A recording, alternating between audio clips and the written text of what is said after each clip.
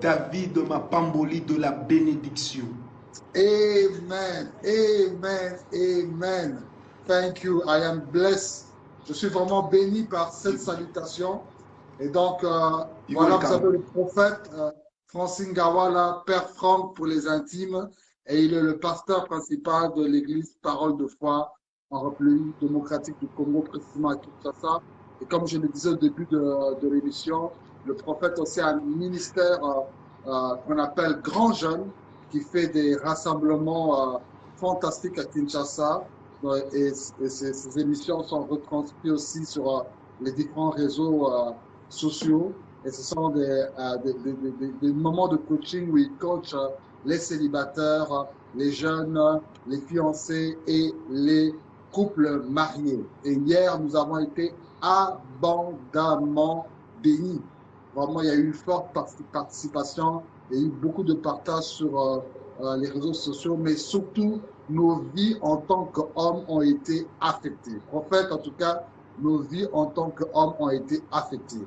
Et je crois que ce soir, comme la Bible déclare, une profondeur appelle une autre profondeur, un flot appelle un autre flot.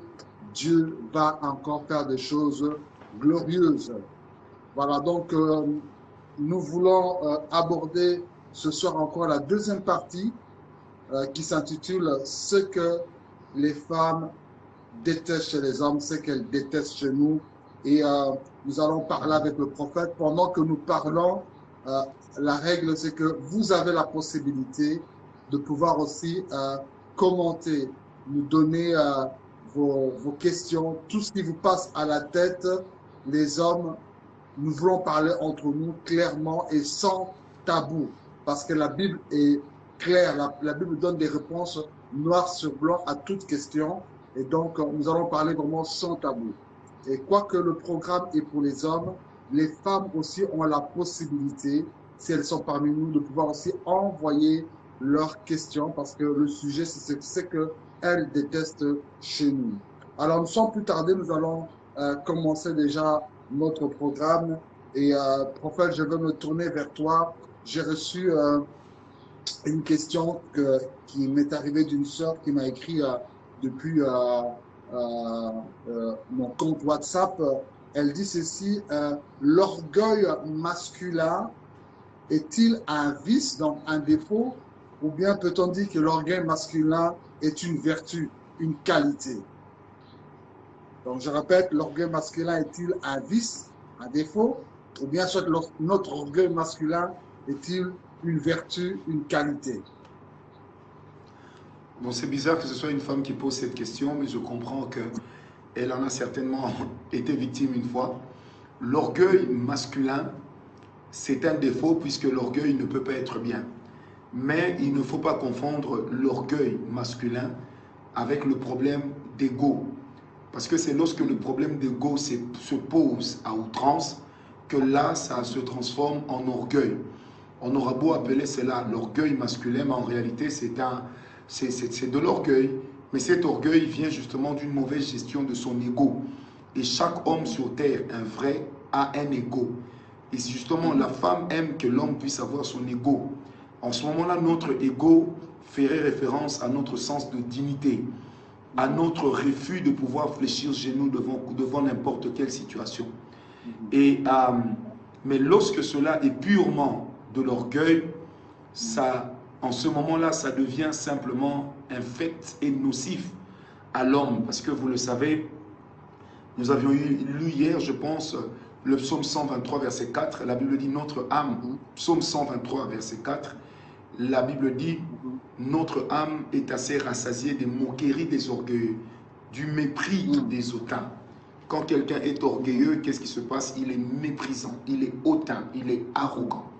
Mais lorsqu'on a juste un problème d'ego, l'un des moyens de trouver de l'équilibre dans le couple, c'est que la femme doit apprendre à dealer avec l'ego de l'homme. Maintenant, en ce moment-là, ce serait quoi l'ego de l'homme? C'est cette fierté intérieure que nous avons en tant qu'homme. Mais cette fierté que je refuse qu'on puisse appeler ça orgueil, parce que l'orgueil est toujours antipathique à la loi de Dieu, antipathique à la parole de Dieu. Donc, cette fierté, chaque homme, garçon doit l'avoir. Vous savez, les femmes n'aiment pas que l'homme puisse être sans position, que ce soit un homme qui est oui-wiste, qui accepte n'importe quoi. Vous savez, moi j'ai déjà rencontré une femme, pasteur, elle me dit, prophète, moi, ce que je déteste chez mon mari, c'est que tout ce que je lui demande de faire, il fait. Tout ce que ses amis lui demandent de faire, il fait. Et écoutez la conclusion de la dame. Il n'est pas comme un homme. J'ai dit, mais comment doit être un homme? Elle me dit, un homme, c'est le genre de gars, des fois, il te dit non. Mais tu n'as même pas le courage de lui poser la question pourquoi. C'est là qu'une lesbienne qui veut jouer au garçon n'arrivera pas à cet automatisme-là parce que c'est inné, c'est naturel. Un homme, c'est celui qui dirige la barque et il le fait avec fierté. Il ne laisse pas transparaître ses peurs, ses craintes. Donc, il assume même les craintes de son épouse ou de sa fiancée. Et la femme aime ça. Je vais même vous étonner, mais des fois, la femme aime un homme dur qu'un homme qui accepte n'importe quoi. Donc, voilà un peu. Orgueil masculin, je refuse, mais ego masculin, qui est égal à sa fierté d'homme, c'est normal, il faut l'avoir, cela n'est pas un défaut. Mais l'orgueil, c'est ça le défaut. Parce que quand vous devenez orgueilleux, pour le fait d'être l'homme, l'orgueil masculin va vous amener à penser que vous avez le monopole de la connaissance et le monopole de la sagesse. Et c'est là que vous avez des couples dans lesquels l'homme se comporte comme s'il sait tout.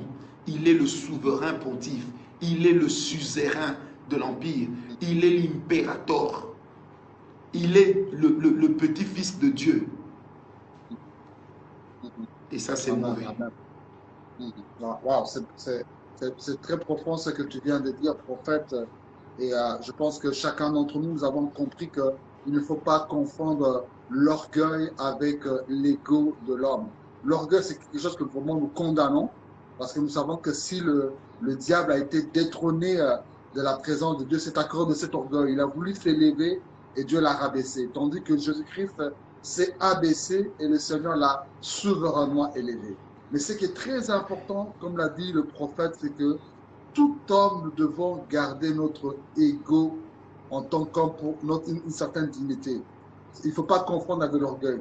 Et quand j'ai aimé ce que tu as dit, prophète, quand tu disais que des fois les femmes aiment aussi qu'elles sentent que non, j'ai un homme qui est à côté de moi, pas quelqu'un qui est toujours oui, oui, oui, oui, oui, tu vois, il ne donne pas d'opinion, il ne réagit pas, mais il y a quand même, on sent qu'il y a un mal qui est à côté de moi. Et je peux donner un petit exemple quand je remonte plusieurs années dans le passé. À l'époque, j'étais encore célibataire et je faisais la cour à ma femme. J'habitais dans une ville, elle habitait dans une autre ville. Il n'y avait pas encore les réseaux sociaux comme aujourd'hui. C'était encore le système, tu entrais dans les cabines téléphoniques, tu appelais, tout ceci. Et donc, j'ai commencé d'abord à faire la cour à ma femme par téléphone. Je l'appelais tout le temps, je l'appelais. Et puis un jour, on s'est décidé, bon, en tout cas, on s'est fixé un rendez-vous. Je quitte la ville où je suis pour la rejoindre dans la ville pour qu'on puisse se rencontrer. Et la distance entre les deux villes où nous étions, c'était quand même loin. J'ai dû prendre Nathalie, je suis arrivé là où elle était. Et quand j'arrive dans la ville, je la téléphone pour lui dire, non, bon, voilà, je suis là, il faut qu'on se rencontre.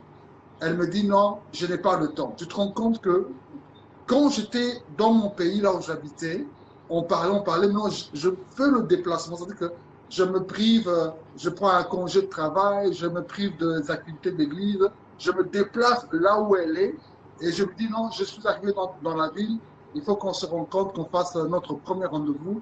Elle me dit que je n'ai pas le temps. J'aurais pu dire, bon, j'accepte ta volonté ou bien gloire à Dieu. Mais non, automatiquement, mon ego masculin a jailli. J'ai dit, pas question, tu viens tout de suite. C'est maintenant ou jamais. Je veux te voir tout de suite. Et j'ai raccroché. Et du coup, voilà. Elle est venue finalement. Elle est venue. Elle est venue. Et puis, qu'est-ce qu'elle me dira? Qu'est-ce qu'elle me dira bien? Ce qui m'a touché, tu sais, chez toi, c'est que avant toi, il y avait d'autres hommes aussi qui étaient des candidats. Et tous les candidats, quand ils venaient, je les balançais toujours comme ça. Je me dis, j'ai pas le temps, j'ai pas le temps. Puis, quand on a vu que quelqu'un au téléphone me dit que non, tu viens seulement maintenant, alors c'était non, ça c'est un mec. Et l'histoire est née, on s'est mariés, on a eu des enfants, 2 familles qu'un, et on est là aujourd'hui en cause des dialogues entre les hommes. Donc si je n'avais pas eu une main en disant, petite, tu dois venir ici, c'est maintenant ou jamais, eh bien, on ne serait pas là où on est aujourd'hui. Donc franchement, les hommes, ce n'est pas une question d'orgueil, mais ayez quand même votre dignité en tant qu'homme, c'est vraiment très important. Voilà, Vous allez donc, rendre visite à la fille que ah, vous aimez, elle ne vous a mhm, même pas encore dit oui, ah, elle vous appelle, dit, ah, tu es là, va m'acheter du pain. Et vous aussi, comme un petit garçon de course, on croirait Milou en mhm, train de suivre quelqu'un. Non, mhm, vous devez mhm, avoir de la dignité, le sens de la dignité, la fierté personnelle. mhm. Et cela est Amen. très important, vous savez, très très important. Même si vous vivez dans des pays occidentaux dans lesquels on a Mhm, tendance à dire que l'homme et la femme sont égaux, ils ne sont égaux que dans leur esprit. Ils ne sont pas mhm, égaux quant à la mentalité. Un homme est mhm, un homme ayant une certaine manière de penser, de faire et d'agir. Par conséquent, la femme aime que l'homme puisse être capable de lui dire non. Et comme vous, mhm, pasteur, moi j'ai plusieurs fois entendu des femmes me dire ça, que moi quand mhm, un homme n'est pas capable de me dire non, je trouve que ce n'est pas un homme, je peux me jouer de lui. Et j'ai mhm, même vu des femmes qui développent une sorte de masochisme. mhm. Ça veut dire ces femmes qui aiment qu'on les mate. Mais là Mhm. aussi c'est un problème parce que c'est un trouble psychologique. L'être humain ne Voilà. peut pas aimer qu'on le mate. L'être humain doit Mhm. aimer le respect, mais il faut que l'homme joue pleinement son rôle. Je vais vous faire rire, pasteur David Mapamboli de la bénédiction. C'est que j'ai rencontré un jour, j'étais en train d'encadrer un couple. On les préparait au mariage. En plein encadrement, l'homme qui dit, je leur pose une question piège, je dis, dites-moi un peu, si vous apprenez que votre partenaire est tombé dans l'infidélité, quelle sera votre réaction? La femme qui dit, moi vraiment jamais je vais accepter de continuer. Mais écoutez l'homme, comme il était plus amoureux de sa femme que le Saint-Esprit n'est l'est de l'Église, il va carrément répondre, il dit, euh, moi même si elle tombe dans l'impudicité, dans l'adultère, je vais seulement pardonner parce que nous sommes mariés et je l'aime trop. Vous savez Mhm. que la femme m'a prise de côté, elle m'a dit, papa, je crois que je ne vais plus continuer avec lui. Je dis, pourquoi? Elle me dit, mais ça, c'est pas un homme. Mhm. Ça, c'est pas un homme.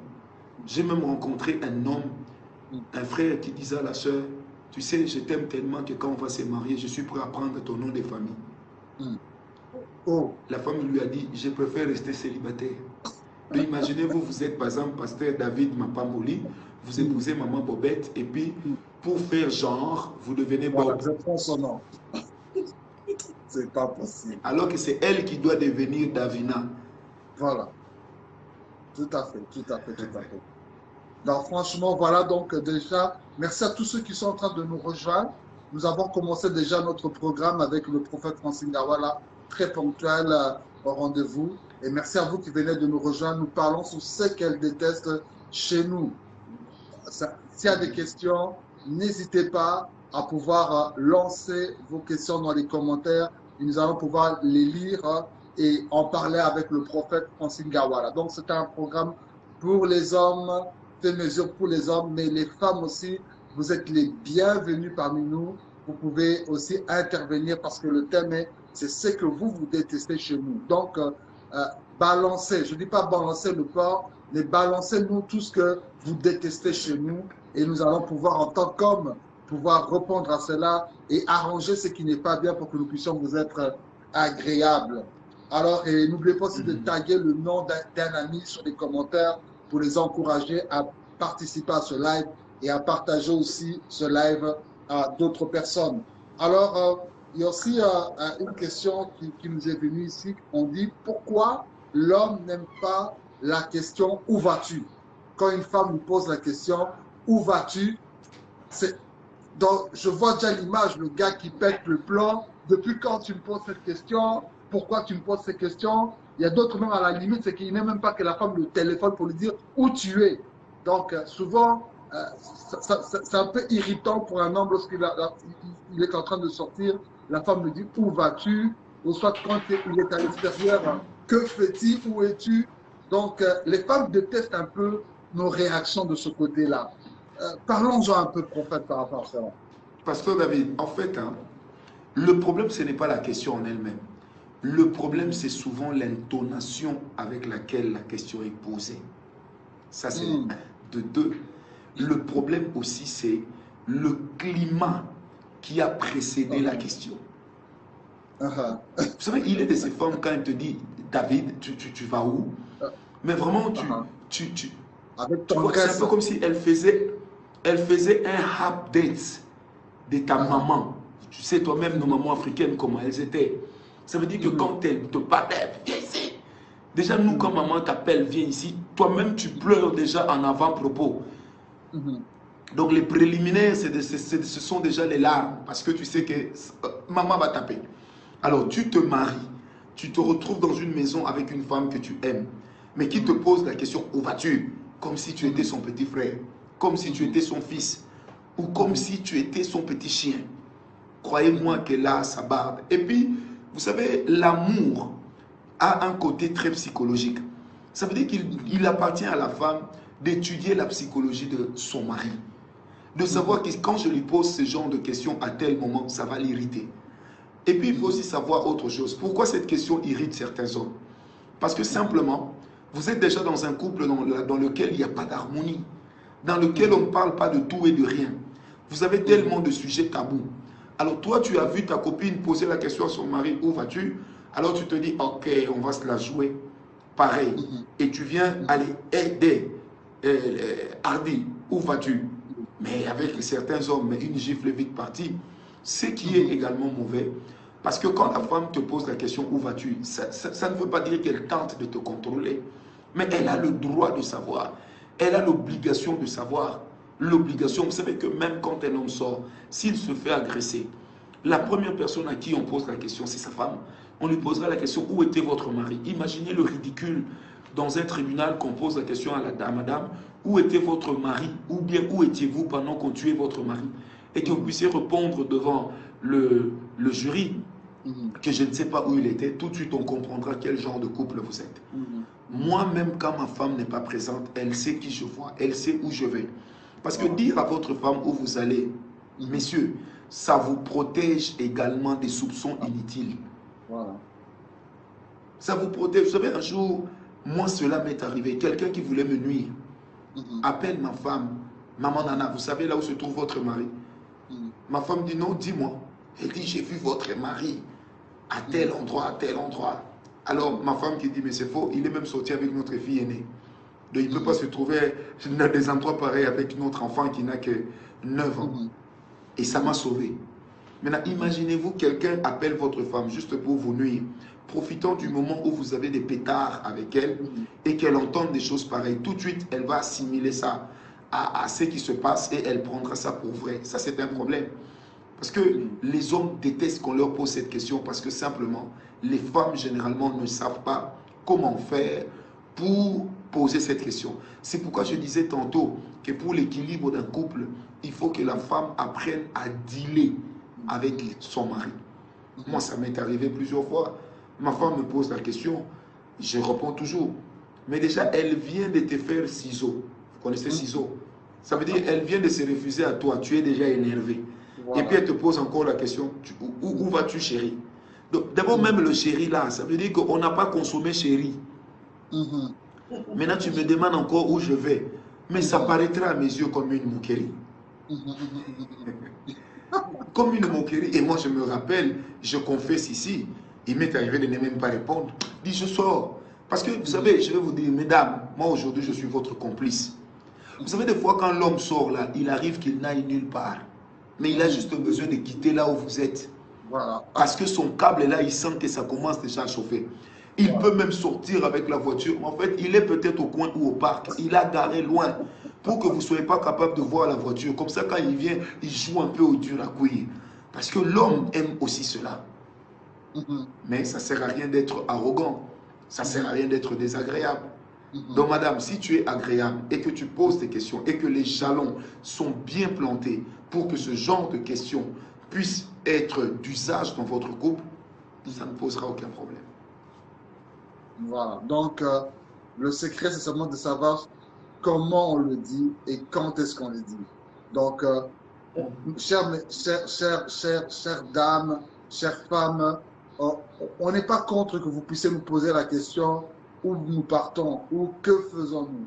Mais le problème, c'est qu'avant de nous poser cette question, comment était notre mode de vie ensemble? Comment était l'ambiance? Comment était la communication entre nous?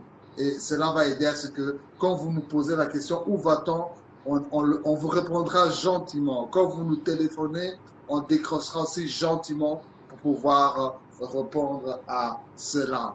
Voilà, donc nous sommes en train de parler sur ce qu'elle déteste chez nous et n'hésitez surtout pas les amis, chers internautes, envoyez-nous vos commentaires, envoyez-nous vos questions, c'est très très très important. Je vois ici une dame, Naomi, qui a écrit mes parents ont 54 ans de mariage, leur secret, je vais un peu lire ce qu'elle a écrit.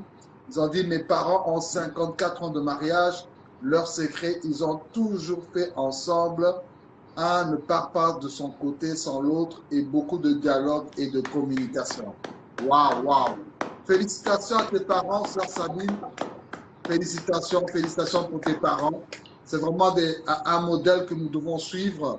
50 ans, Absolument, 54 ans de mariage, c'est pas donné à tout le monde. Et toujours aussi complice. Voilà, toujours aussi complice en tout cas. Et les points qu'elle a soulignés, prophète, le dialogue, la communication et ne rien faire sans l'autre. Ça, c'est un point important parce que souvent, nous les hommes, on s'engage dans des affaires sans pouvoir consulter l'autre. J'ai aimé hier, tu as dit quelque chose de très important. Tu as dit que quand je fais une affaire et que je sens que ma femme est d'accord avec moi dans cette affaire, je vois que cette affaire aussi marche à 100%. Mais quand je me lance dans quelque chose et que ma femme n'est pas d'accord avec moi, elle m'a même interpellé, je vois que ce que je fais à la fin, je n'arrive pas à achever bien l'affaire, ne marche pas. Moi, je me rappelle, quand j'étais encore plus jeune, mon défunt papa, il s'était lancé dans une affaire, quelque chose, et ma mère lui disait, non, chérie, ne fais pas ça, c'est lui. Il faisait seulement sa tête, c'est moi qui travaille, c'est moi qui donne l'argent, tu n'as rien à dire, je suis plus intelligent que toi, j'ai fait ceci. Finalement, ma mère, c'était comme femme sage. Il a fait ce qu'il voulait, il est parti. Et puis, quand il revient, tout ce qu'il avait acheté comme commerce, tout ceci, tombe à l'eau, ça se casse, tout ceci. Et le pauvre, maintenant, il doit revenir maintenant tout doucement, dire à ta femme comment, chérie, tu avais raison, tout ceci. Parce que pour moi, je voudrais que tu puisses nous coacher un peu, nous les hommes, parce que souvent, on aime souvent s'engager dans des affaires comme cela, sans les consulter. Et puis, c'est seulement quand on voit maintenant le problème qu'on vient maintenant consulter nos femmes. Quoi. Oui, mais vous savez, c'est clair, parce que lorsqu'on nous formons un couple, c'est d'abord dans la capacité d'être complémentaire, mais ensuite d'être complice. Cela est très important. Si tu pensais que cette femme était aussi stupide que ça, pourquoi tu l'as épousée? Parce qu'après, il faut aussi dire aux hommes, on ne court pas derrière la femme à cause de son corps. Parce que le corps, là, avec le temps, les formes s'effritent.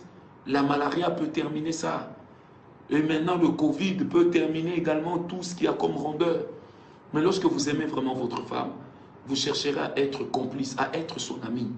Parce que vous savez, il y a deux grandes dimensions dans le mariage. La première dimension, c'est que votre femme doit avoir en face d'elle un mari.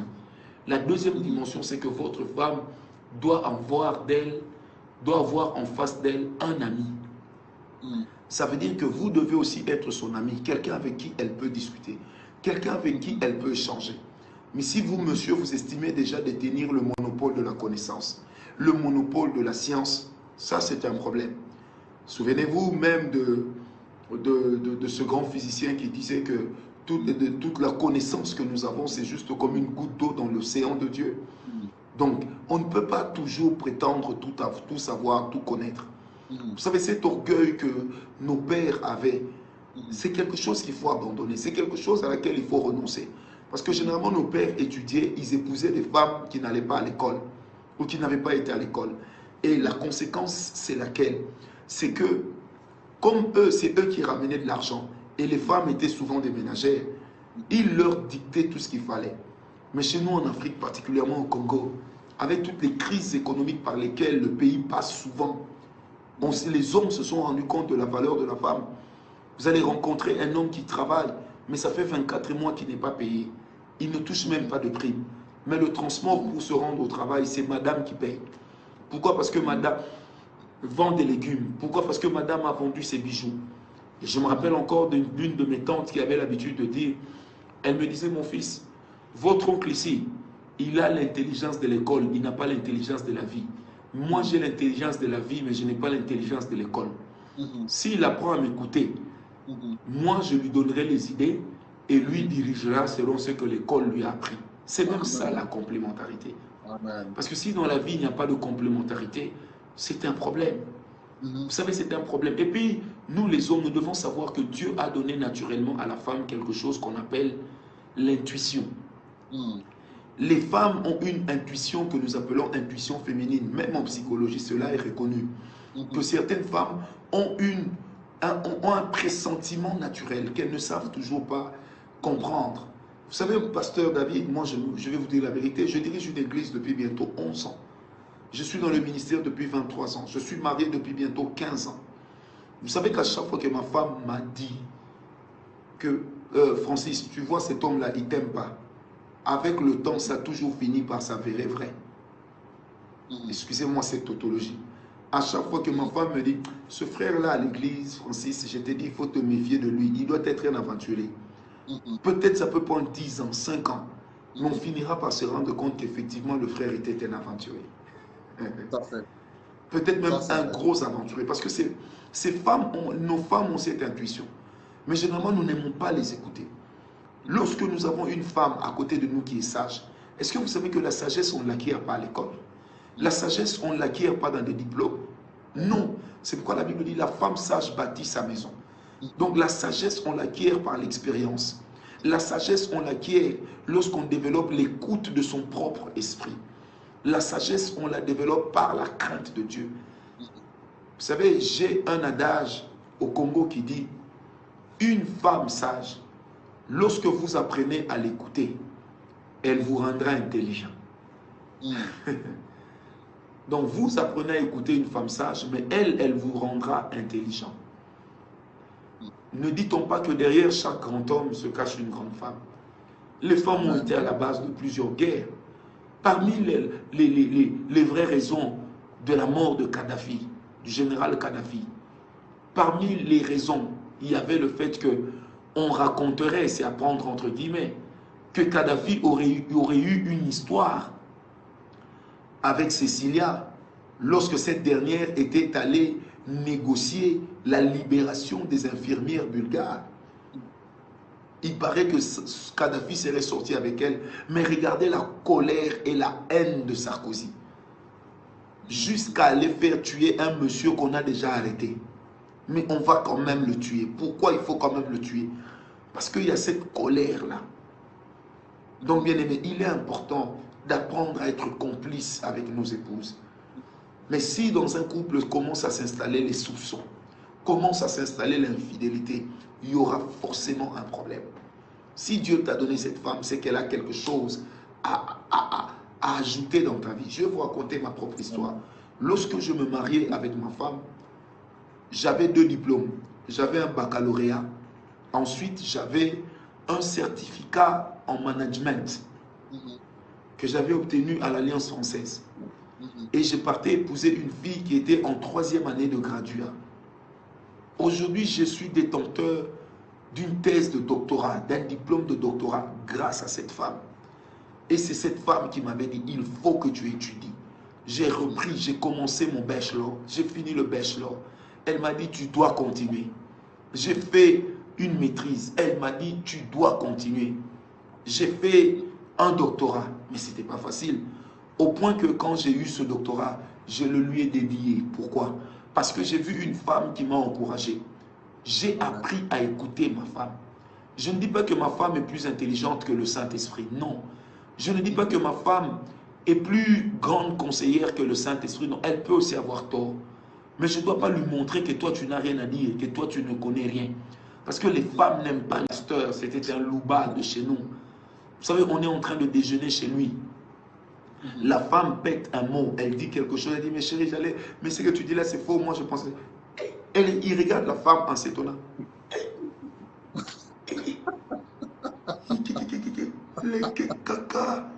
Écoutez maintenant ce qu'il va ajouter. Pasteur de son état, ça parle aussi. Donc, nous, des êtres humains, on parle. Toi aussi, quand quelque chose là, tu parles. Tu parles aussi. Bien aimé, j'étais tellement gêné. j'ai baissé ma tête. Mm. J'étais tellement gêné que j'ai baissé ma tête. Mm. J'ai dit à cet homme après, j'ai dit, pasteur, est-ce que tes fidèles savent que tu as un comportement de chimpanzé? Mm. Comment tu peux parler à ta femme comme si elle n'était rien du tout, qui plus est, devant témoin, devant un invité? Mm. Non, pasteur, chez nous, vous voyez, dans notre village, j'ai dit non, ici, on n'est pas au village. Mm. On n'est pas au village. Mm. Non, bien-aimé. Intellectuellement parlant, il existe des femmes très intelligentes et même plus intelligentes que leur mari. Mm. Que Amen. Dieu nous Amen. bénisse seulement.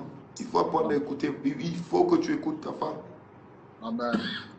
En tout cas, les hommes, nous avons bien compris ce qu'on vient de dire dans ce dialogue ici sur ce point que on doit apprendre à écouter nos femmes. Ne soyons pas là seulement quand le problème, quand tout est cassé, maintenant on commence à dire ah, chérie, tu avais raison. Mais dès le début, soyons vraiment attentifs. Moi, c'est vraiment, j'ai eu souvent ce genre de cas, je l'avoue sincèrement, on se parle entre nous, hein, les hommes. Hein, souvent, ma femme me disait, David, cette relation, moi, je ne vois pas cela bien.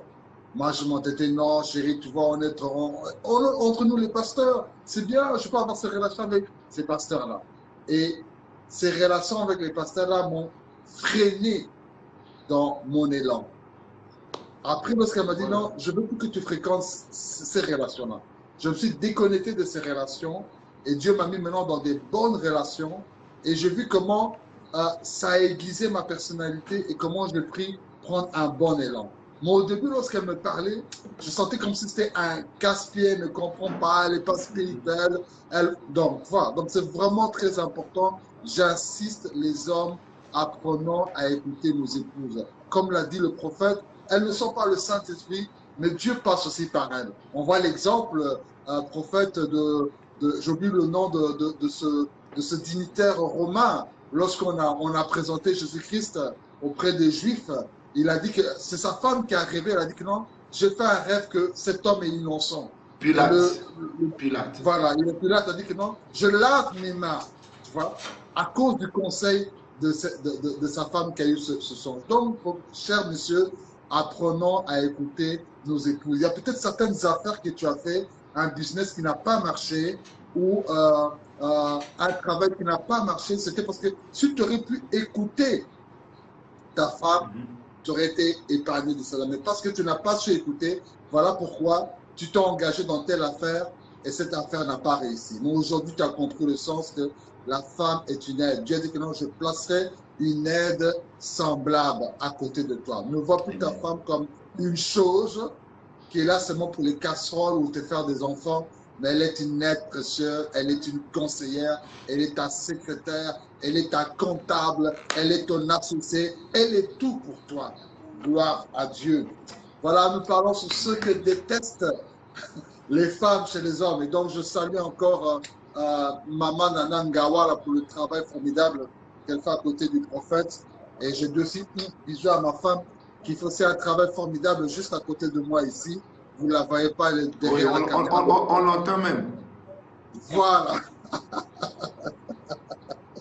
Alors, prophète, tu sais que souvent, quand je suis en consultation avec des femmes, soit célibataires qui aspirent au mariage, ou soit des sœurs qui sont fiancées ou des femmes mariées, souvent, il y a des plaintes qui reviennent souvent dans leur discours, c'est que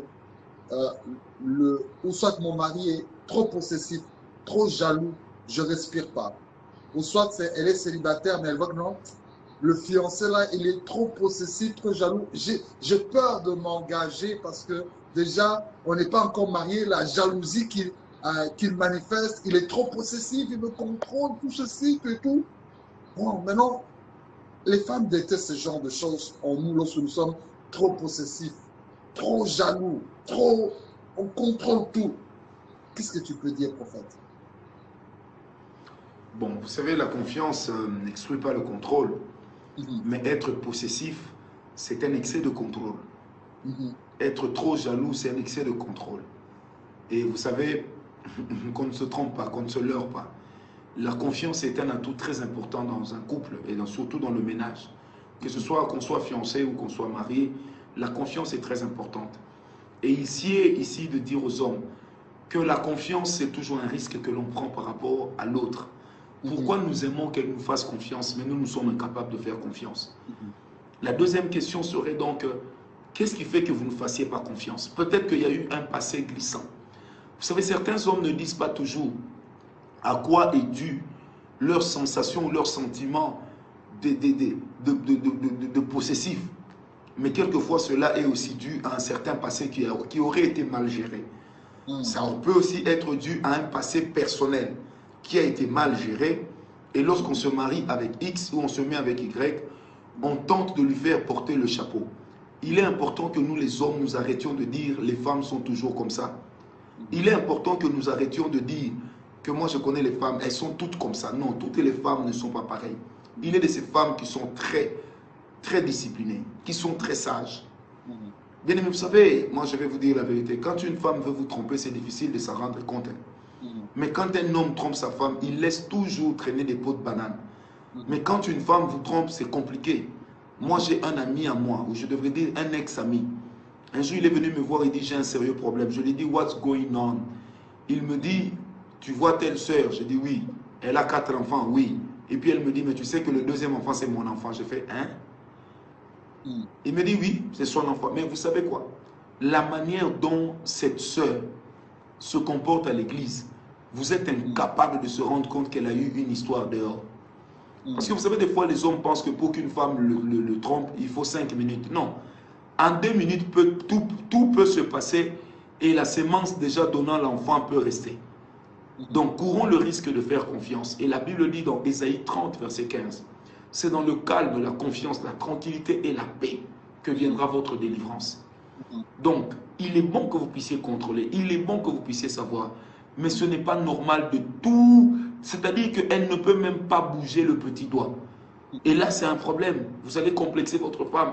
Vous êtes au bureau, vous appelez madame, chérie, ça va? Oui, ça va. Tu es où? Je suis à la maison. Bon, allume la caméra, montre-moi que tu es à la maison. Ça, c'est rabaissant. Si vous pouvez en arriver à un tel niveau de manque de confiance, c'est que votre couple est déjà en train de mourir. Tu es où? Je suis chez maman. Bon, passe-moi alors maman, je vais lui dire bonjour. Et là, il sait que c'est parce que vous ne croyez pas en elle. Bien aimé, l'amour, c'est la confiance. Mais la confiance n'exclut pas certes le contrôle. Mais quand vous commencez à le faire tout le temps, ça devient lassant. C'est très lassant. Vous savez, j'ai rencontré une fois une femme, j'étais dans un restaurant, je vois une dame qui vient s'asseoir en face de moi, elle me dit, prophète Ndawala, j'ai dit, oui madame, c'est moi. Elle me dit, ah ben moi j'ai été la femme de telle personne qui prie chez vous à l'église. J'ai dit, ah je ne savais pas qu'elle était mariée avant. Elle me dit, non, non, j'étais sa femme. J'ai dit, alors pourquoi vous l'avez quitté? Elle me dit, c'est un bon monsieur, très attentionné. Il ne suit pas les filles dehors. Mais j'avais l'impression d'avoir épousé Colombo, l'inspecteur. Mais sauf qu'il faisait l'inspecteur envers moi. J'ai dit, comment? Elle me dit, papa, comme mon mari travaille dans la sécurité, il a cloné mon téléphone. Donc même quand ma soeur m'appelle, lui aussi décroche pour entendre ce qui se passe. Donc il n'a même pas besoin de toucher mon téléphone puisqu'il l'a cloné. Il a utilisé l'email de mon téléphone, il a cloné. Elle me dit, le jour où je m'en suis rendu compte, je me suis senti inutile aux côtés de cet homme. Elle me dit, je lui ai dit, mais si il en est ainsi, comme on dit en latin, quaecum itacint, vaut mieux arrêter, parce que si tu es incapable de me faire confiance, c'est que tu es aussi incapable d'accepter que nous puissions marcher ensemble. Messieurs, autant vous n'aimez pas qu'on vous soupçonne à tout bout de champ, autant la femme n'aime pas qu'on la contrôle partout. C'est vrai que la femme est considérée comme le premier bien que l'homme possède. La femme est considérée comme la plus grande richesse de l'homme. Mais la femme n'est pas un objet. La femme mérite le respect. Et votre femme mérite que lorsqu'elle parle avec vous, qu'elle sente quand même que vous lui faites confiance. Et je l'ai dit au départ, je le répète à la conclusion. La confiance que nous témoignons à l'autre, c'est toujours un crédit que nous lui donnons. C'est un risque que nous acceptons de courir. Mais là où il n'y a pas de confiance, c'est impossible de bâtir un foyer stable. Alors si toi tu n'es pas encore marié, mais tu n'as pas confiance en elle, laisse-la. Laisse-la trouver un homme qui lui fera confiance. Si toi, rebelote, tu ramènes toujours son passé sur la table, tu n'as même pas d'indice qui te permettent de ramener son passé, mais tu ramènes toujours son passé. Parce qu'un des problèmes que les femmes détestent chez nous, c'est que nous trouvons le passé des femmes lourd, mais nous trouvons notre passé toujours léger. Alors qu'il y a des gens, je vais vous le dire, mesdames, je vais vous soutenir parce que je sais que vous me suivez aussi. Il est de ces femmes, de ces hommes que vous voyez là. Ils ont un passé extraordinaire. Sauf que Dieu a donné à l'homme une physiologie qui n'accuse pas d'un certain passé sexuel. Par une certaine façon de faire ou d'être qui peut rester. Mais savez-vous que, je l'ai dit un jour dans une réunion de grands jeunes chez nous à l'église, j'ai dit, vous êtes là toujours comme cette femme, elle a trop travaillé. Elle est sortie avec 10 hommes dans sa vie. Elle est à crainte, elle a travaillé. Mais toi-même, tu étais non seulement un coureur de jupons, mais tu courais même les femmes sur le boulevard. Tu sortais même avec les filles à 10 euros, 30 euros. Tu partais même à la gare du Nord, là-bas à Bruxelles, pour courir les femmes.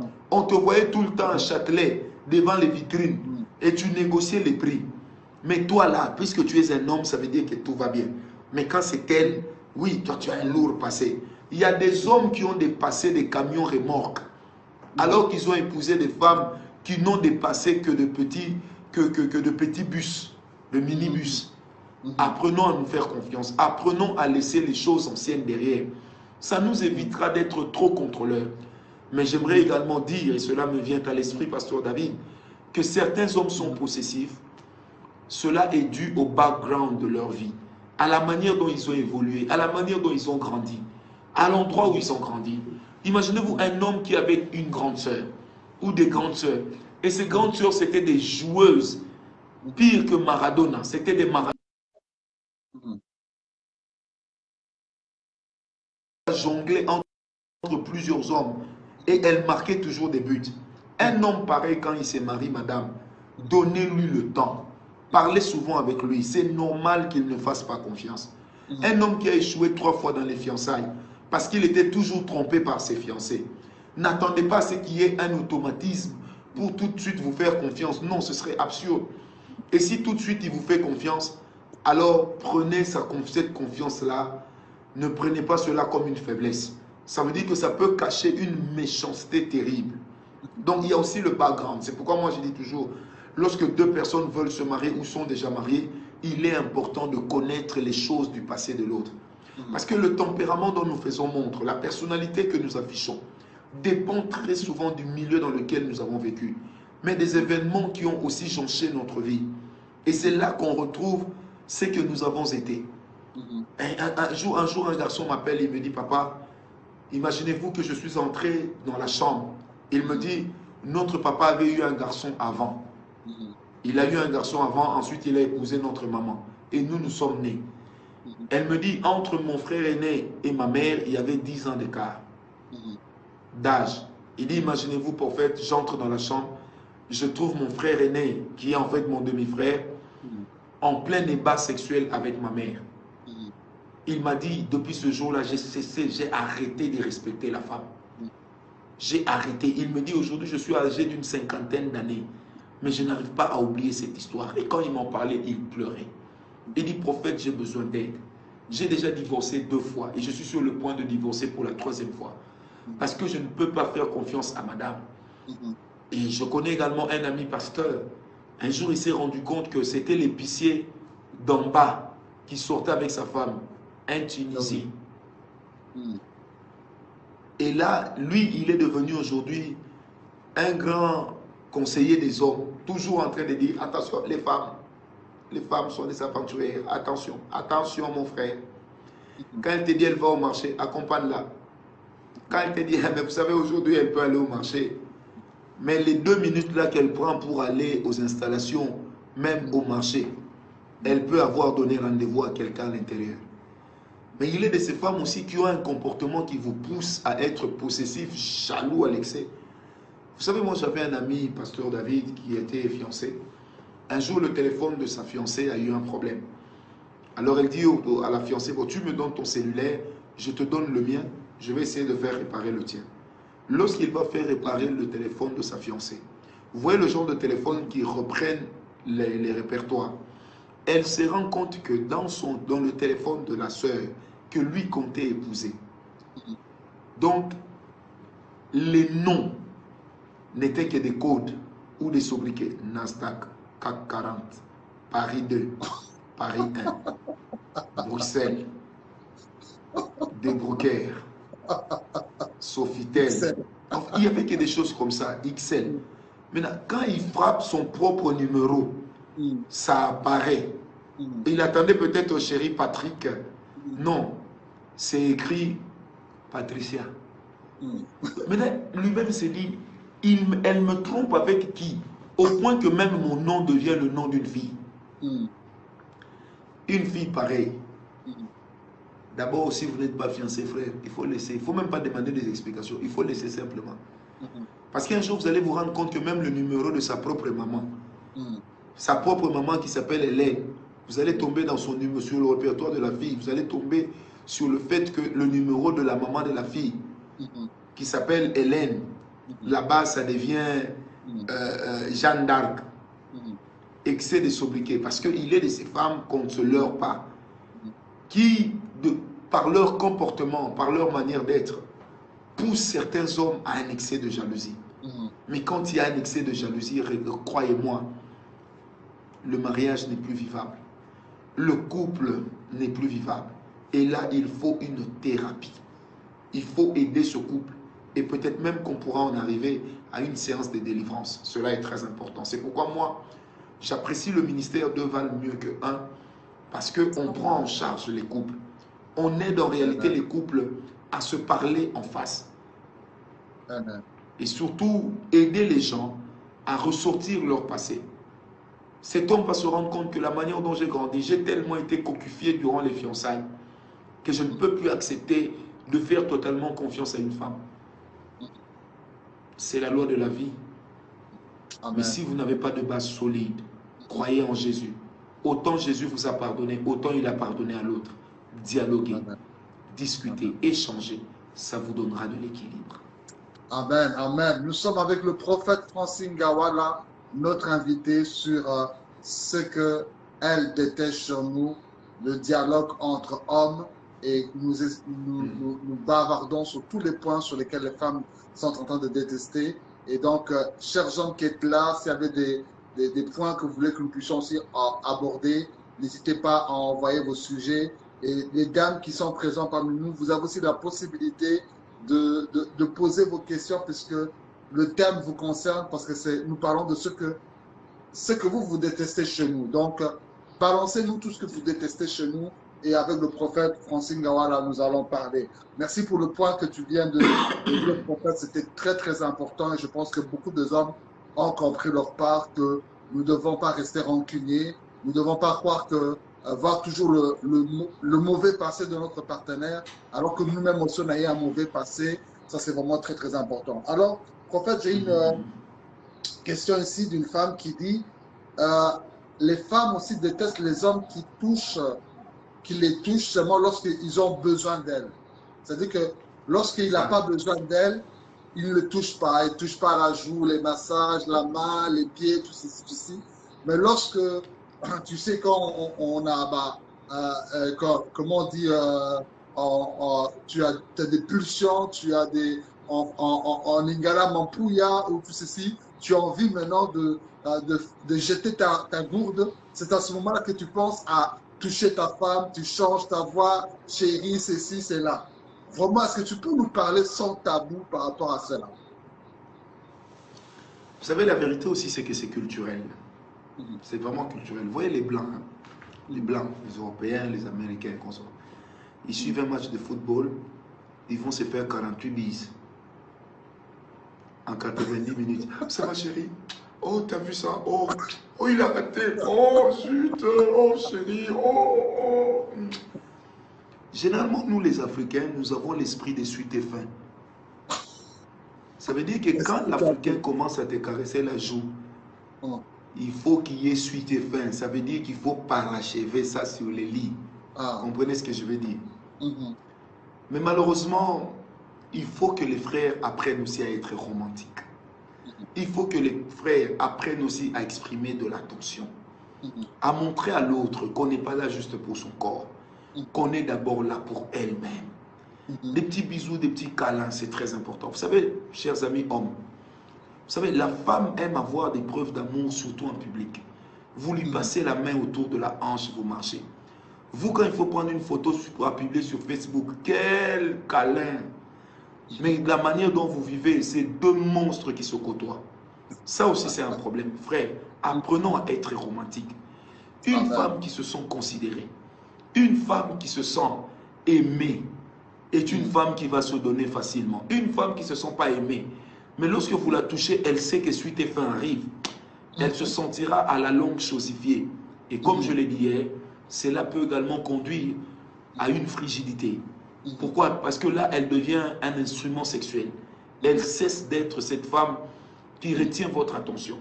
Mais vous savez que moi, j'ai rencontré une femme à Matongé à Bruxelles, sur la chaussée de Wavre. Père Franck, on demande que tu puisses augmenter on dit que augmente le volume, pas le volume de ton micro, hein, mais le volume de ce que tu es en train de dire. Les femmes disent Matissa volume, donc augmente le volume dans ce que tu es en train de dire.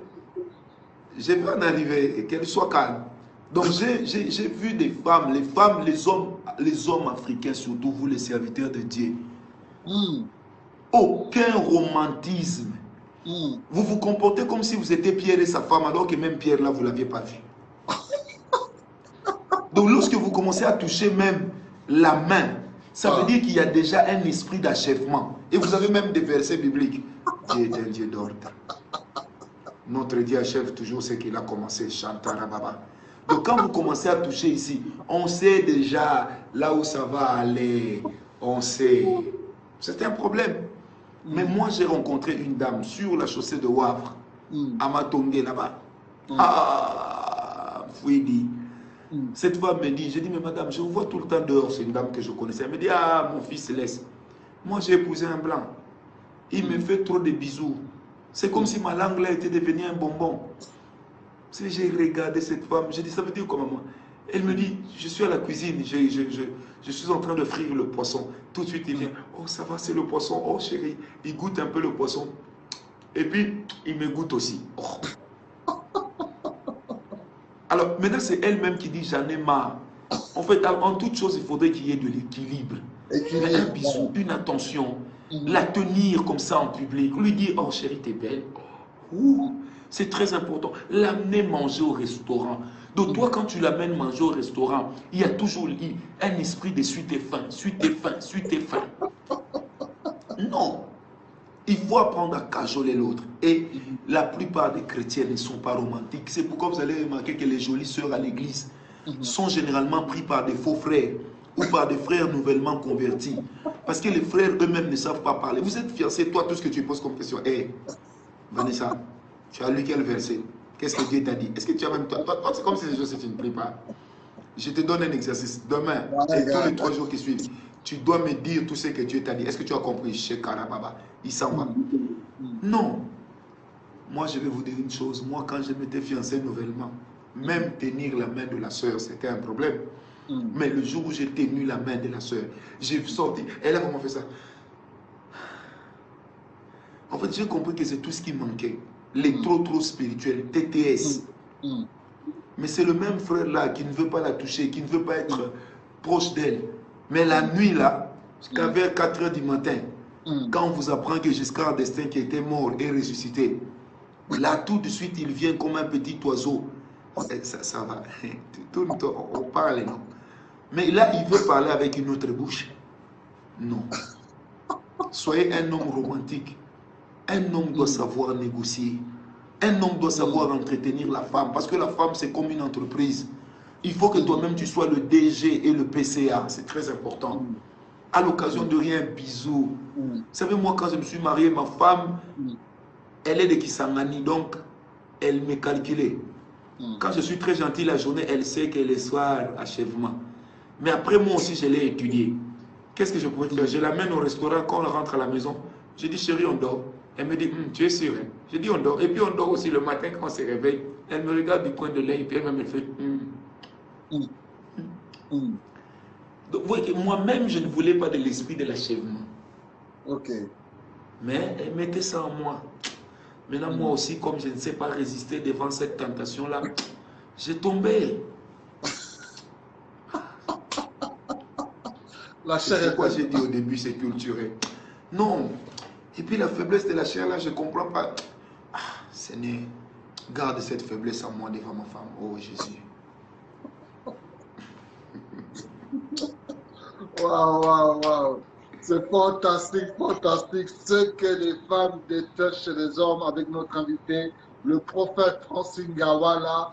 Et donc, une émission faite sur mesure pour les hommes, mais les femmes aussi, vous êtes les bienvenus parmi nous parce que comme ça vous concerne sur ce thème, balancez-nous tout ce que vous détestez chez nous, écrivez vos commentaires et nous allons lire s'il y a des questions que vous voulez poser. Nous sommes là avec le prophète Francine Gawala, nous sommes en train de parler. Exact. Prophète, comment j'ai déjà retenu 2 slogans. Hier, j'étais Waniko. Aujourd'hui, je retiens Waniko. Waniko.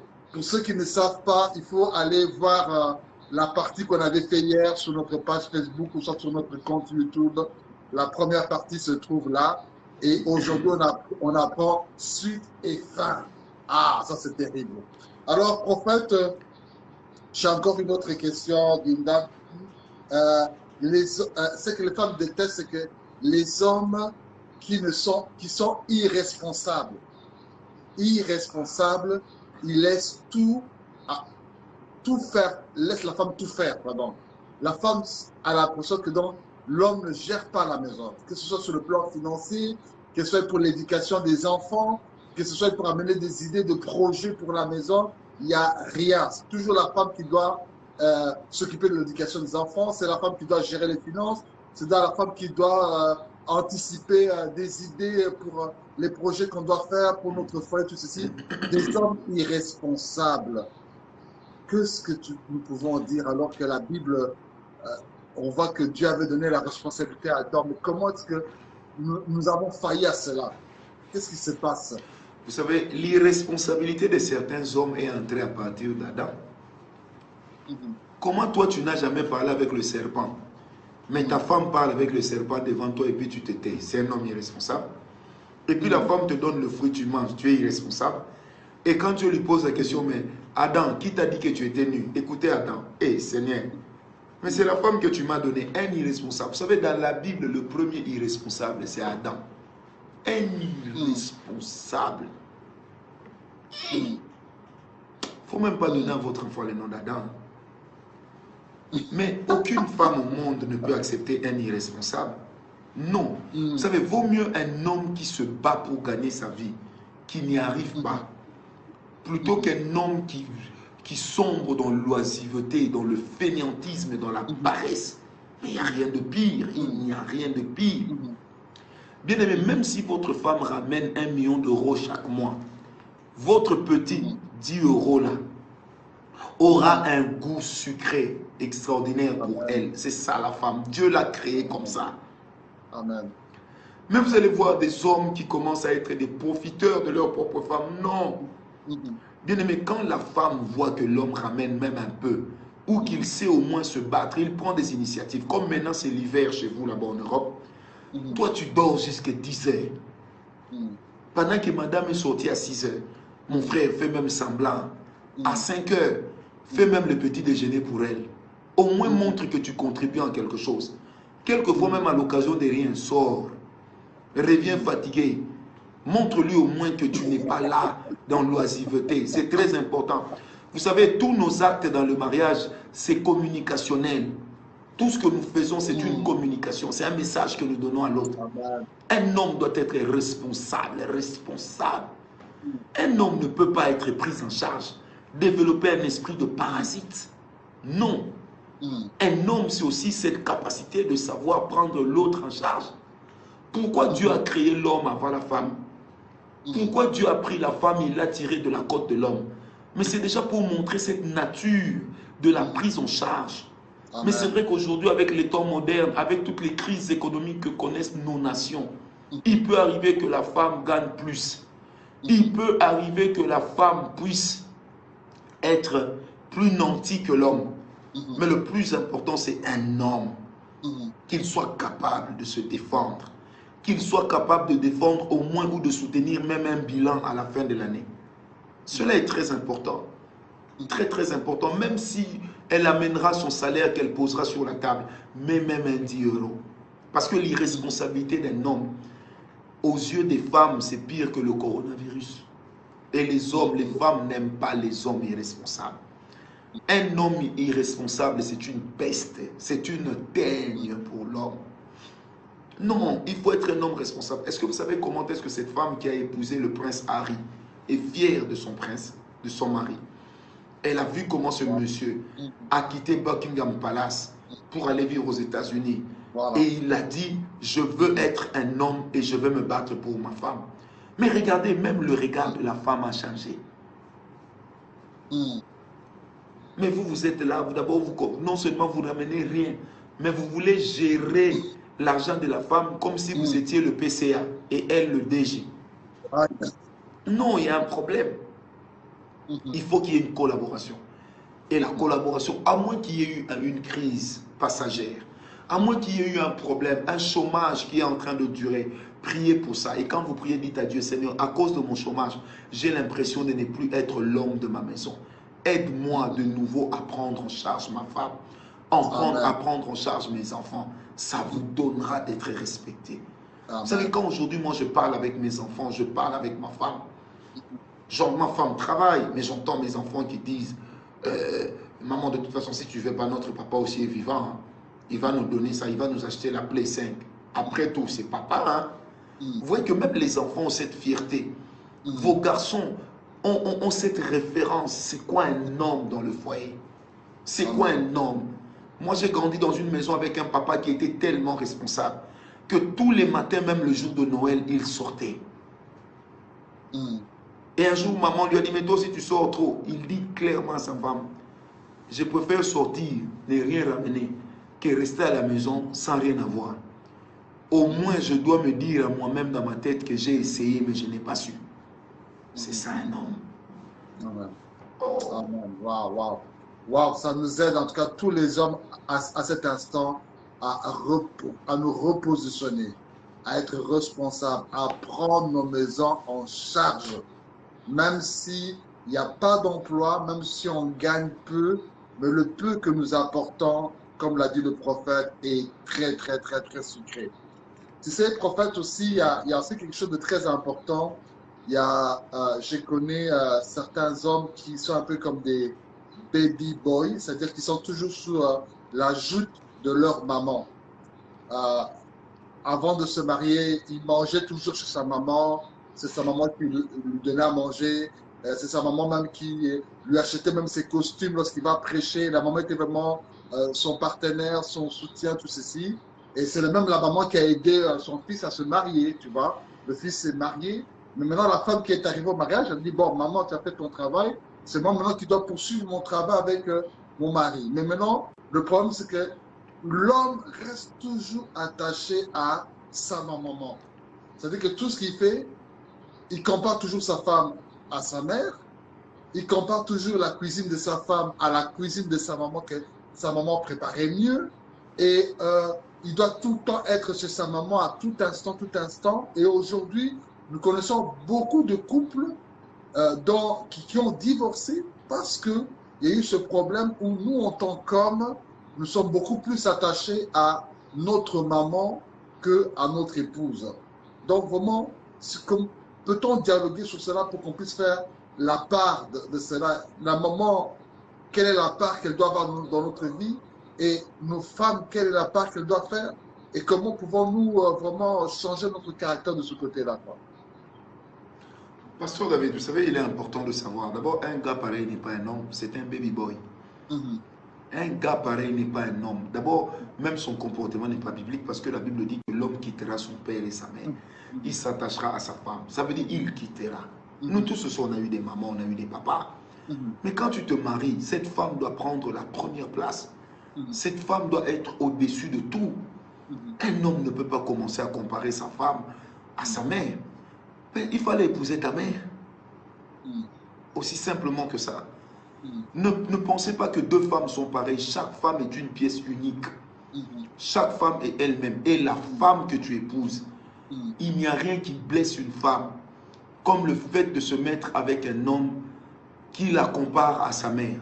Tôt ou tard, sans être un prophète de malheur, ce genre de couple finissent toujours par le divorce. Et ce genre de maman aussi, il y a des mamans possessives, mais aussi des mamans sorcières. Il y a des mamans qui sont même les femmes de nuit de leurs enfants. Ça, il ne faut pas qu'on se leurre. Certains attachements, ça va au-delà de la psychologie. Ça va au-delà des émotions. Ça va au-delà d'un attachement d'amour filial ou maternel, mais ça devient simplement sorcellerie. Et ces choses, il faut que ça s'arrête. Moi, j'ai vu un homme divorcer de sa femme parce que sa mère lui a dit « Je n'aime pas ta femme, j'aime pas sa démarche. » Et l'homme a divorcé en disant « Moi, je ne permettrai jamais que je vive avec une femme que ma mère n'accepte pas. » Mais moi, j'ai dit à cet homme « Pourquoi tu ne prends pas la petite sœur de ta mère?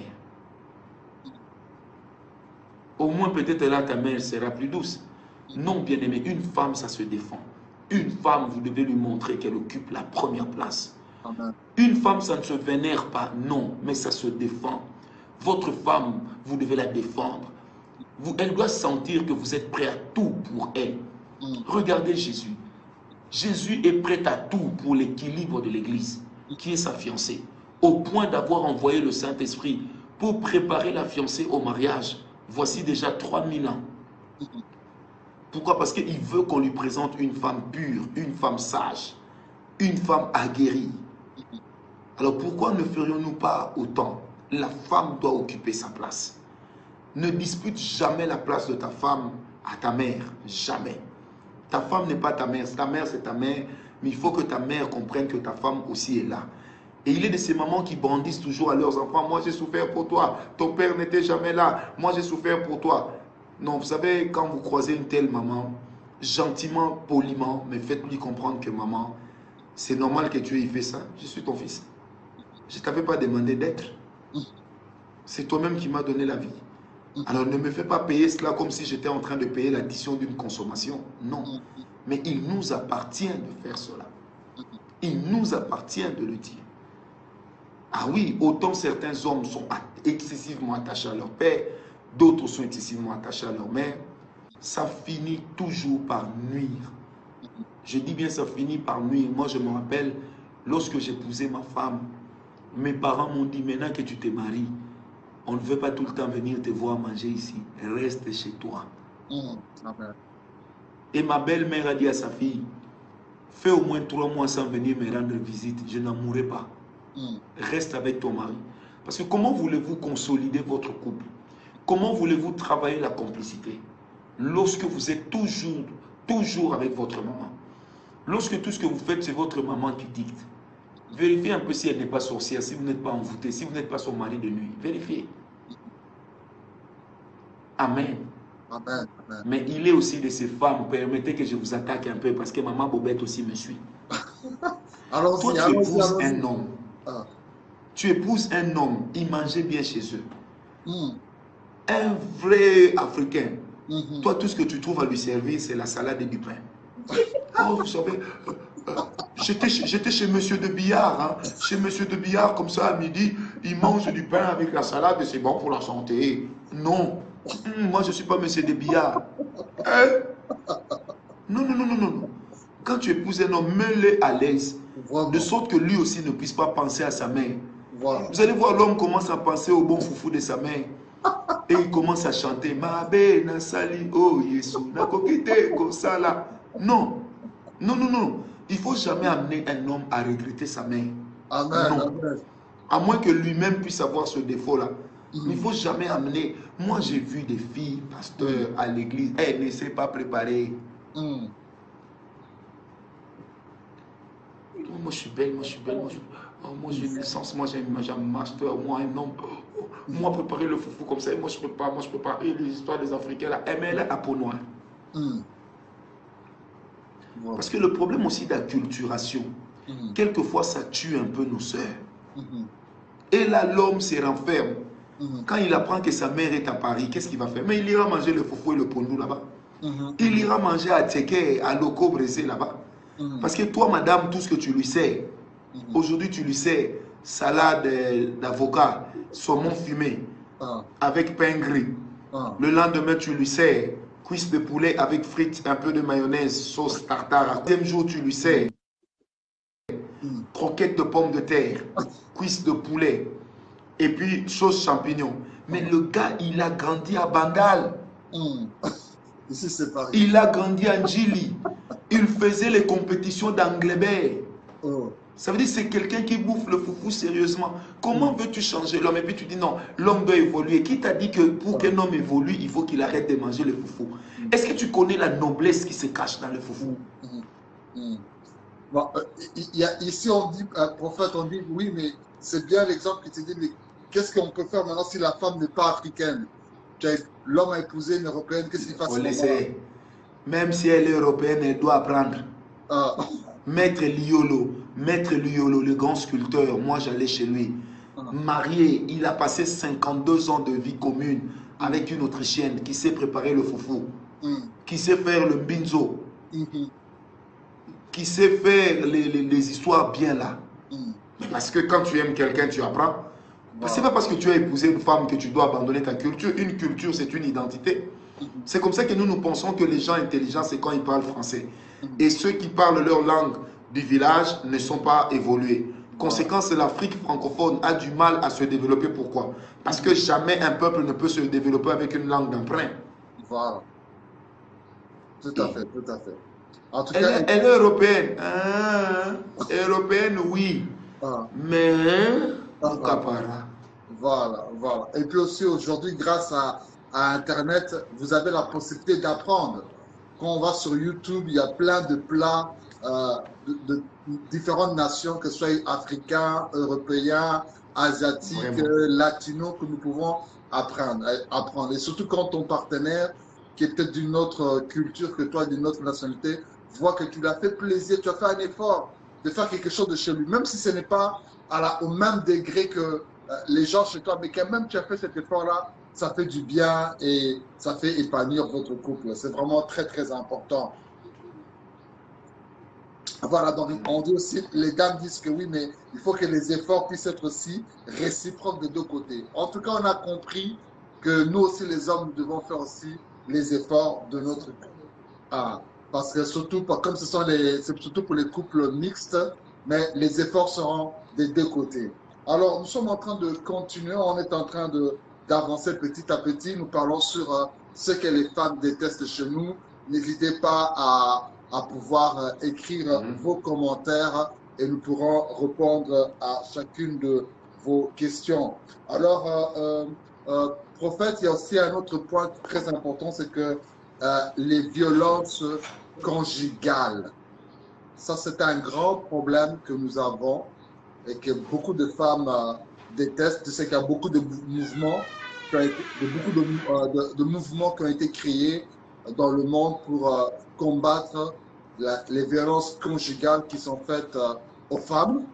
Donc, les femmes détestent cela, violences conjugales par les points, par les paroles, par tant de choses. Qu'est-ce que nous pouvons dire, prophète, par rapport à cela? Non, vous savez, moi, je ne suis pas contre les associations qui existent, les femmes, violence contre la femme. Mais vous savez combien des hommes sont violentés? Combien d'hommes sont aujourd'hui violentés dans leur propre ménage par une femme qui les insulte? Vous savez, certains hommes en sont arrivés, je ne soutiens pas cela, j'insiste, mais certains hommes en sont arrivés à lever la main sur leurs femmes parce qu'elles les y ont poussées. Est-ce que vous connaissez ce qu'on appelle le masochisme? Mais le masochisme existe dans plusieurs couples. Moi, j'ai déjà vu une fille me dire, moi, si un homme ne me tape pas, je ne le respecterai pas. Il faut vraiment qu'il me tape, que je sente que c'est un homme. Et elle me dit même, c'est après qu'il m'ait tapé que je ressens ce plaisir-là d'aller sexuellement avec lui. Ça aussi, ça existe, mais c'est déjà un trouble psychologique. C'est déjà une bipolarité qui n'est pas normale. Mais une chose est vraie, la femme, c'est quand même une fleur. Pourquoi la violenter? Madame, faites montre de bonne éducation. Monsieur, toi aussi quand même, fais montre de bonne éducation et de maîtrise. La Bible dit dans Proverbe 16 que celui qui sait se maîtriser vaut mieux que le héros qui prend des grandes vies. Amen. Un homme normal doit apprendre à se maîtriser. Il doit apprendre à prendre sur lui. Il doit apprendre à endurer avec sportivité. Un homme normal doit aussi apprendre à se taire, même quand il a raison. Amen. Parce que vous insultez la même femme et après vous allez encore enlever vos habits devant la même femme, vraiment vous aussi. Respectez la femme, mais par conséquent, aimez-la. Aimez-la comme vous-même. Parce que la Bible dit, le mal que vous ne voulez pas qu'on vous le fasse, ne le faites pas non plus subir aux autres. Amen. Pasteur David, j'ai 15 ans de mariage bientôt. Je n'ai jamais levé ma main sur ma femme ni haussé le ton. Amen. Mais pourtant, ça ne veut pas dire qu'on s'entend sur tous les points. Non. C'est-à-dire que nous avons une clause. Quand l'un d'entre nous est fâché, l'autre doit se taire. C'est notre clause. Et c'est ça qui nous aide en fait à pouvoir bien tenir. Mais je disais à ma femme, je me rappelle, nous étions fiancés, elle me dit, dis-moi un peu chérie, est-ce que si un jour je fais quelque chose de mauvais, tu vas me taper? J'ai dit, mais si je te tape une fois, je te taperai toute la vie. Pourquoi je vais te taper? Tu es ma femme, tu es celle que j'aime. Et feu mon père, M. Nkawala Justin, disait toujours une chose. Quand je voulais me marier, il m'a dit, jeune homme, écoute ce que je vais te dire. Les femmes sont des fois des êtres énervants.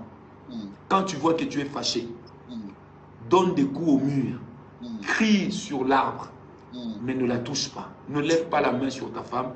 Et il me dit la deuxième des choses, ne passe jamais la nuit dehors. Parce que tu vas créer une jurisprudence pour ta propre conscience. Et tu verras qu'au fur et à chaque fois que tu seras fâché, tu iras dehors. Et lui-même, il me dit, Dieu seul sait ce que dehors réserve à un homme fâché. Donc voilà, que Dieu vous bénisse. Et moi, quand j'étais marié nouvellement, quand je m'énervais, et moi j'étais un garçon colérique, mais je partais sous la douche, je laissais couler de l'eau chaude sur ma tête chauve, et bizarrement ça me calmait. Ou encore, qu'est-ce que je faisais? Je partais dormir. Mais vous avez de ces femmes têtues, plus têtues que l'âne de Balaam. Donc vous l'évitez, vous allez dormir. Vous entrez même sous la couette. Elle vient même ôter le coussin en vous disant, Michael, je te parle, je dis, écoute-moi, quand je te parle. En ce moment-là, c'est là que l'ego de l'homme devient son orgueil. Et il se sent obligé de protéger cela. Vous savez, moi j'ai rencontré un monsieur au Canada. Ils ont eu une mésentente avec madame. Madame lui a tellement manqué de respect. Figurez-vous que madame lui a donné une ratatouille de gifles en public. L'homme m'a dit, je suis resté calme. Mais quand nous sommes arrivés à la maison, je l'ai amené dans la chambre, je l'ai boxé. Quand j'ai fini, j'ai fait mes affaires. Moi-même, j'ai traversé la frontière, je suis parti au Canada. Je lui ai dit, non, tu n'aurais pas dû faire ça. Il fallait laisser passer le jour, même un jour après, lui parler. Parce que le dialogue règle bien des choses. Mais la règle d'or, c'est laquelle? Il faut savoir quoi dire, quand le dire, comment le dire, pourquoi le dire, devant qui le dire. Ces 5 choses sont très importantes. Amen, amen. Wow. Le temps avance ici. Il ne reste plus que quelques minutes avant que nous puissions finir notre programme. Prophète, avant que tu puisses prier, aujourd'hui c'est le dernier jour et je voudrais que, vraiment que nous puissions profiter de la grâce qui est sur toi, cette onction prophétique. Mais avant que tu puisses prier, je voudrais que tu puisses t'adresser non seulement aux hommes mais aux femmes. Aux femmes d'abord parce qu'elles sont concernées, elles détestent beaucoup de choses chez nous et nous avons parlé de ce qu'elles détestent chez nous. Mais si tu peux dire un petit mot aux femmes, il y a certaines femmes qui sont là, qui vont suivre cela et qui vont être aussi des porte-paroles pour dire aussi à d'autres femmes, donner un petit message aux femmes. Et après avoir donné un message de la femme pour les femmes, donne aussi un message pour nous les hommes, parce que ce dialogue était spécialement pour nous les hommes, le mot de la fin que tu veux donner aux hommes. Et ensuite, nous allons prier avec toi pour que vraiment, à cause de ce week-end que nous avons eu, tous les hommes nous soyons impactés par ce programme que nous avons eu. Je te laisse la parole, prophète. Aux femmes, je dirais d'abord ceci, il est important de comprendre que un homme, c'est tout un système qu'il faut apprendre à maîtriser, à comprendre. Certaines choses dans la vie de l'homme changent avec le temps, évoluent avec les challenges. L'amour a toujours une dimension psychologique. L'homme aime être caressé dans le sens du poil. Il faut donc apprendre à dealer avec lui, avec son ego. C'est là qu'on peut faire à son mari tout ce qu'on veut. Mais ne lui dites jamais que ce qu'il fait, c'est parce que vous avez décidé qu'il le fasse. Là, il va se révolter. Aux hommes, j'aimerais dire ceci. La femme que tu épouses ou celle avec qui tu vis n'est pas ton ennemi. Elle n'est pas non plus ton punching ball. Elle ne te sert pas pour préparer ton prochain combat avec Mike Tyson. Aime-la, respecte-la, cajole-la, chéris-la. Toute femme aime sentir d'abord qu'elle est seule. Deuxièmement, toute femme aime sentir qu'elle est considérée. Troisièmement, toute femme aime sentir qu'elle est défendue. Quatrièmement, toute femme aime sentir que l'homme avec qui elle est a fait d'elle son centre d'intérêt. Ça, c'est la femme. Vous êtes bien avec votre femme, votre vie sera heureuse. Vous n'êtes pas bien avec votre femme, vous risquerez d'avoir une calvitie même si cela n'avait pas été prévu par Dieu ou la nature. Alors j'aimerais parler aux hommes et aux femmes. Vous savez, le Seigneur me le dit et j'aimerais le répéter. Il y a plusieurs couples dans lesquels il y a aujourd'hui des problèmes. Des problèmes dus à la culture du milieu dans lequel vous vous trouvez. Des problèmes des fois dus au niveau d'études. Le Seigneur m'en parle. Je voudrais dire à ce couple qui me suit particulièrement, parce que je vois un homme et une femme qui sont ensemble, ils me suivent. Amen. Amen. Vous avez tout le temps des problèmes qui sont liés à la gestion de vos salaires, de vos revenus. Mettez bas la terre. Parlez ensemble sans se fâcher. Votre problème, monsieur, c'est que dès que la femme commence à s'expliquer, tu t'énerves. Ton problème, madame, c'est que quand le monsieur commence aussi à s'expliquer, tout de suite, tu lui dis, hein, tu as raison, laisse seulement, non. Je prie Dieu pour tous les couples qui sont connectés en ce moment. Que la grâce de Dieu vous aide à construire. Si vous étiez au bord de la séparation, au bord du divorce, à cause de certains problèmes évoqués en ce lieu, ma prière en ce jour, c'est que le Seigneur puisse vous faire du bien. Amen. Ma prière en ce jour, c'est que la grâce de Dieu qui vous a localisé puisse encore vous amener de l'avant. Ma prière en ce jour, c'est que le Seigneur puisse se souvenir de chacun de vous. Amen. Que vos couples soient des couples exemplaires. Amen. Des couples qui vont inspirer le respect. Amen. Les couples qui vont amener d'autres à vouloir et à chercher à se marier. Amen. Des couples qui vont amener d'autres couples à s'attacher à vous en disant nous voulons devenir comme Michael et Vanessa. Nous Amen. voulons être comme David et Bobette. Nous Amen. voulons être comme Francis et Nana. Amen. Nous voulons être comme Jacques et Diane. Amen. Cela est très important. Amen. Et je prie Dieu ce soir encore avec le Saint-Esprit dans le nom de Jésus, qu'il nous accorde la maîtrise, qu'il nous accorde l'amour, qu'il nous accorde la soumission, qu'il nous accorde la complicité, la complémentarité. J'ai ainsi prié avec le Saint-Esprit dans le nom de Jésus-Christ. J'ai dit Amen. Amen. Ouf. Merci, merci, merci, merci. Merci beaucoup, prophète Francine Gawala. Est-ce que nous pouvons bénir le prophète par des paroles, de commentaires? Bénissez le prophète Francis, proclamer des paroles de bénédiction sur la vie du prophète. Prophète Francis, vraiment merci de nous avoir accordé ce week-end. Vraiment que Dieu te bénisse abondamment. Merci aussi à ton épouse, Amen. Maman Nana, parce que derrière un homme fort se cache une femme forte. Et nous croyons que nous commençons déjà au nom de Dieu Vameka à te souhaiter nos meilleurs vœux de fin d'année à toi et à toute la communauté La Parole de la Foi. Et je pense que par la grâce de Dieu, en 2021, si on revient en présidentielle, en tout cas, de Vameka t'accueillera pour qu'on fasse encore un grand truc pour les hommes, en tout cas. Nous sommes vraiment bénis, et bénis. Voilà, chers téléspectateurs, chers internautes, merci d'avoir été présents parmi nous à ce programme. Vous avez été bénis.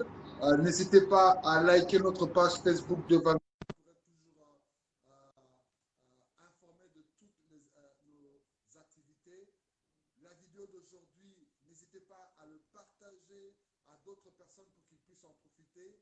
Il y a aussi le compte YouTube de Vameka TV sur lequel vous pouvez vous abonner tout de suite et profiter des différents programmes que nous avons mis.